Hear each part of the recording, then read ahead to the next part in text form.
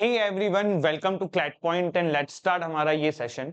आज हम बात करेंगे क्लैट 2027 की आप किस तरीके से तैयारी कर सकते हैं।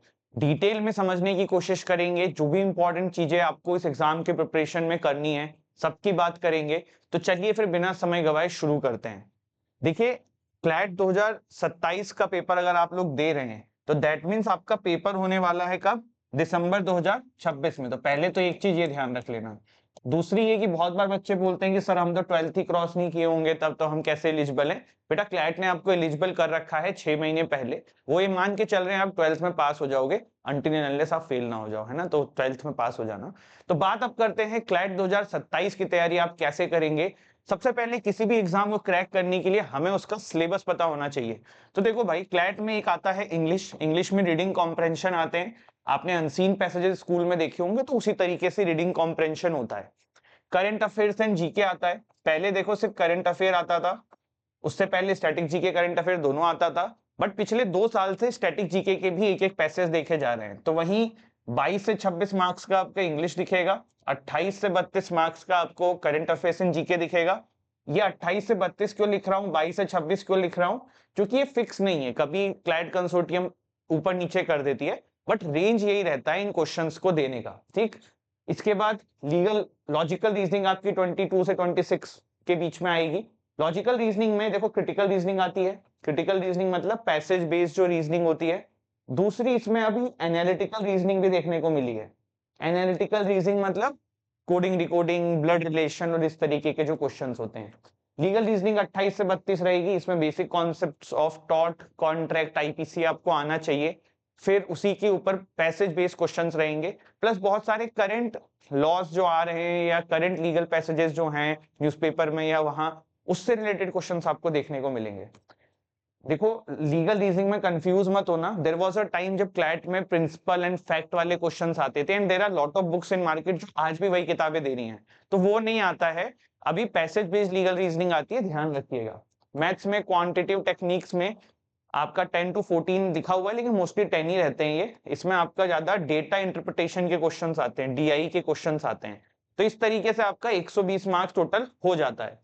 अब देखो, एक चीज मैं आपको बताऊं, इस एग्जाम को अगर आप क्रैक करना चाहते हो तो एक चीज जो आपको चाहिए ही चाहिए सिलेबस के अलावा, वो है आपकी इंग्लिश रीडिंग। आपको अपनी इंग्लिश रीडिंग पे कमांड करना है। अगर आपने अपनी इंग्लिश रीडिंग पे कमांड नहीं किया तो ये बाकी चीजें कुछ भी काम नहीं आने वाली हैं, क्योंकि ये एग्जाम इंग्लिश रीडिंग का गेम है।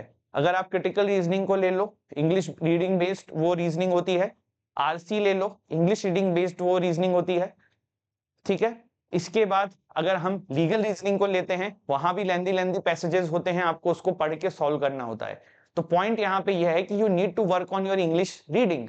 उसके लिए क्या कर सकते हो? देखो, आपके पास अभी अच्छा खासा समय है। डेली 1 घंटा न्यूज पढ़ना, पेपर पढ़ना शुरू करो। स्पेशली एडिटोरियल्स में लैंग्वेज टफ होती है, और उससे आप ग्रेस्प करोगे, धीरे धीरे सीखोगे। स्टार्टिंग में टफ लगेगा, समझ में नहीं आएगा। ये सबके लिए नहीं है, this is not for everyone. बहुत सारे लोगों की इंग्लिश रीडिंग अच्छी होगी ऑलरेडी, जिनकी नहीं है मैं उनके लिए सजेस्ट कर रहा हूँ। और जिनकी अच्छी है तो आप भी न्यूज़पेपर पढ़िए, जिससे कि आपकी रीडिंग ब्रशअप होती रहे। नॉवेल्स पढ़ सकते हो, ये सब चीजें हैं जिससे आप अपनी रीडिंग बढ़ा सकते हो। But you need to have good English reading अगर आप इस एग्जाम को क्रैक करना चाहते हो। मैं फिर से बोल रहा हूँ, यहाँ पे इंग्लिश स्पीकिंग की बात नहीं हो रही है, इंग्लिश रीडिंग की बात हो रही है। इंग्लिश स्पीकिंग आप लेटर ऑन योर लाइफ सीख सकते हो, अगर नहीं आती है तो बहुत ही अच्छी बात है। बट इंग्लिश रीडिंग जो है, इस पे आपको काम करना है।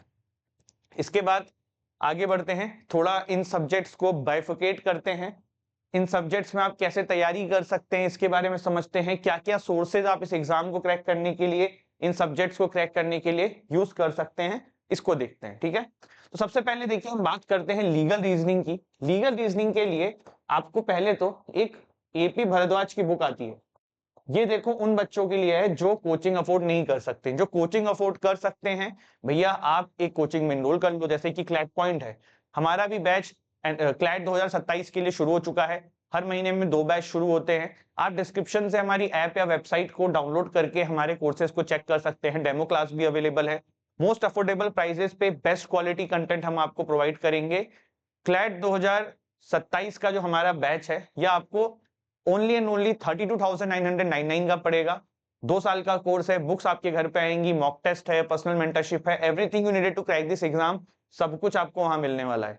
तो please go for it, check करिए। अदरवाइज आप कहीं भी इनरोल जहां आप करना चाहें वहां कर सकते हैं। मैं बात करता हूं लीगल रीजनिंग की। अगर आप लोग कोचिंग में हैं तो कोचिंग की आपके पास बुक आएगी स्टैटिक जीके की या क्लासेस होंगी, वहां से आप कर लीजिएगा। लेकिन अगर सेल्फ स्टडी कर रहे हैं तो एपी भारद्वाज से आप टॉट, contract, IPC, consti, basic basic दिया हुआ है उतना आप वहां से कर लीजिए।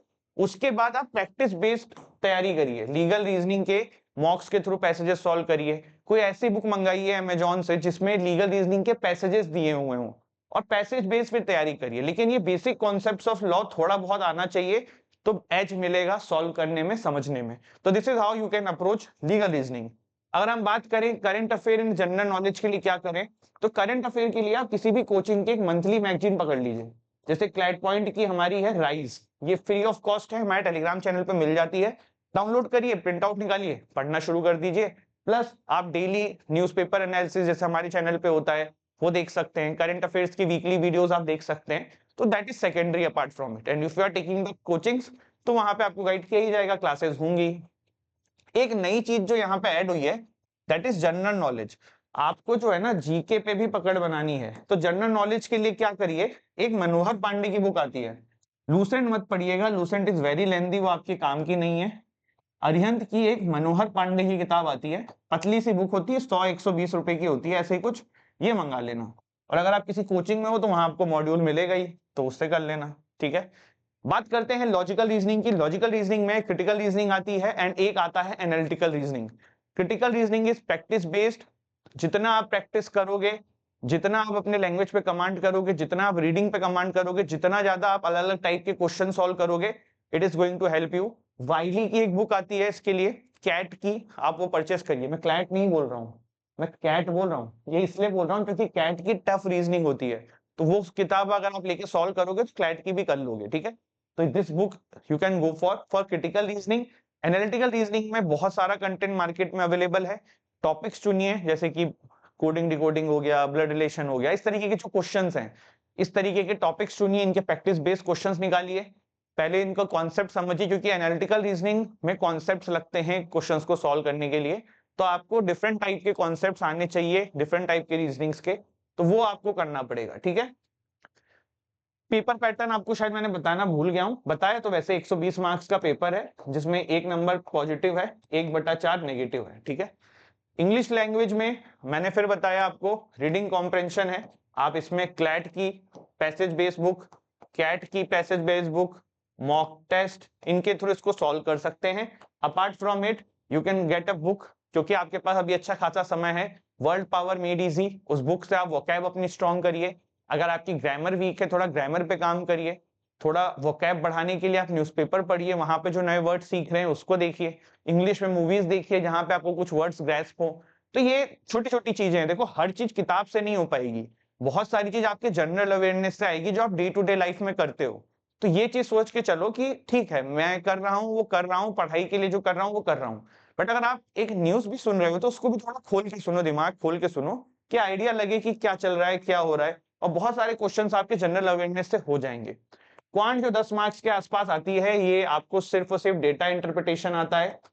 बहुत सारे बच्चे जो इस वीडियो को देख रहे होंगे उनके पास 12th में मैथ्स नहीं होगी, तो वो कहेंगे सर हमारा तो ये सेक्शन बहुत वीक होने वाला है, हम क्या करें। देखो क्वांट में आपसे इंटीग्रेशन कोई नहीं पूछ रहा है, कोई डिफरेंशिएशन नहीं पूछ रहा है कि जो आप नहीं कर पाओगे। क्वांट में डेटा इंटरप्रिटेशन आ रहा है, that is one of the easiest topic of maths. इसको आप लर्न करके कर सकते हो। नहीं करना इज नॉट एन ऑप्शन, क्योंकि क्लैट में कट ऑफ जो है बहुत हाई जाती है, पेपर इजी वाले साइड में आता है। तो क्वांट के नंबर अगर आप बिल्कुल मिस कर दोगे तो आप बहुत पीछे हो जाओगे। 120 में से अगर आप 10 नंबर छोड़ने की सोच रहे हो या 5 6 7 8 नंबर ऐसे गंवाने की सोच रहे हो, तो आप already out of the competition हो, क्योंकि यहाँ पे 100 102 नंबर पे तो एनालिस्ट मिल रहे हैं। तो आपको ये चीज समझना होगा कि you need to work on it. इसके लिए अगर आप कोचिंग में इनरोल्ड हो, क्लासेस अटेंड करिए, क्वेश्चन सॉल्व करिए। नहीं हो तो यूट्यूब से टॉपिक्स उठाइए डेटा इंटरप्रिटेशन के एंड क्वेश्चन सॉल्व करिए। बट छोड़ना इसको जो है it's not an option, you need to work on it, otherwise बहुत दिक्कत होगी। इसके बाद हम आगे बढ़ते हैं। यहाँ पे सारी चीजें आप समझ चुके हो। अब आपकी देखो जो जर्नी है ना, ये 2 साल की रहने वाली है। कितने की रहने वाली है? 2 साल की, 1.5 साल 2 साल, जो भी आप जब भी इस वीडियो को देख रहे हो। कुछ चीजें आपको जो ध्यान रखनी है वो है mock test. Beginning of your preparation month में 2 मॉक दे लेना, 1 मॉक दे लेना। लेटर ऑन आपको उसको इंक्रीज करना है। जैसे जैसे आप एग्जाम से 6 महीने पीछे आ जाओ तब आप हर हफ्ते 1 मॉक देना शुरू कर सकते हो। ठीक है, mock test is 50% of your preparation. Mock test दो, एनालिसिस करो, गलतियां देखो, काम करो। ये बहुत इंपॉर्टेंट है, नहीं करोगे तो बहुत सफर कर जाओगे। दूसरी चीज, motivation is temporary, consistency is permanent. मतलब मोटिवेशन कभी आएगा कभी जाएगा। फिर से बोल रहा हूं, मोटिवेटेड कभी रहोगे कभी नहीं रहोगे, कभी बहुत मन करेगा कभी नहीं मन करेगा। लेकिन अगर आप इस एग्जाम को क्रैक करने के लिए सीरियस हो तो कंसिस्टेंसी पर रिलाई करना कि मैंने आज ये टारगेट लिया था, मुझे ये करना है, तो वो चीज बहुत इंपॉर्टेंट है। तीसरी चीज, देखो आप लोगों को इसको बैलेंस करना होगा अपने स्कूल्स के साथ। ठीक है, अब एक चीज को प्रायोरिटी बनाना होगा, दोनों चीज को इक्वल प्रायोरिटी बना के आप नहीं चल पाओगे। You need to prioritize your preparation for CLAT and इस पे फोकस करना होगा। मैं ये नहीं कह रहा स्कूल की पढ़ाई छोड़ दो, लेकिन अगर आप पूरे दिन कोचिंग जा रहे हो, ये कर रहे हो, वो कर रहे हो, फिर क्लैट की भी तैयारी कर रहे हो तो बहुत डिफिकल्ट हो जाएगा। तो इसीलिए मैं कह रहा हूं थोड़ा सा 2-2.5 घंटे डेली क्लैट की प्रिपरेशन के लिए निकालो। एग्जाम जिस साल में होगा उसके 6 महीने पहले टाइम बढ़ाना, लेकिन अभी स्टार्टिंग 2-2.5-3 घंटे पर डे आपको क्लैट की प्रिपरेशन को देना है तो देना है, ये मान के चलो। ठीक है, last but not the least, paper pattern को लेके बहुत परेशान नहीं होना है। बहुत बार देखो बच्चे क्या कहते हैं कि सर हमें तो 1.5-2 साल बाद देना है, क्या पता पेपर पैटर्न चेंज हो जाए या पेपर उस दिन कैसा आ जाए। तो देखो कोई भी चीज चेंज होती है वो सिर्फ आपके लिए नहीं होती है। अभी तो यही इन्फॉर्मेशन सबके सामने है ना, सबको यही पता है ना, तो कोई भी चेंज होगा वो सबके लिए होगा। तो why to worry about it, instead of focusing जो है पढ़ो। ठीक है, करंट अफेयर तो करंट अफेयर ही है ना, उसको क्या चेंज कर देंगे, 25 का 20 मार्क्स का आ जाएगा या 25 का 35 मार्क्स हो जाएगा, पढ़ना तो वही है ना। तो ये चीजें हैं जो आपको करनी है, डेली बेसिस पे करनी है, और मेहनत करिए। There is a very good कहावत कि मंजिलें मिलेंगी भटकते ही सही, गुमराह तो वो है जो घर से निकले ही नहीं। तो भाई मेहनत करो। घर से निकलने का मतलब घर से बाहर नहीं भागना है, घर से निकलने का यहाँ पे मतलब ये था कि भाई जो आपकी मंजिल है, जो आपका सपना है, उसके लिए आप मेहनत करना शुरू करो। गुमराह तो वो है जिन्होंने मेहनत ही करनी शुरू नहीं करी है। तो जो आपके हाथ में है वो करिए, बाकी तो ऊपर वाले के हाथ पे छोड़ दीजिए। ठीक है, तो this is it, thank you so much and don't forget to subscribe us. जय हिंद, जय भारत।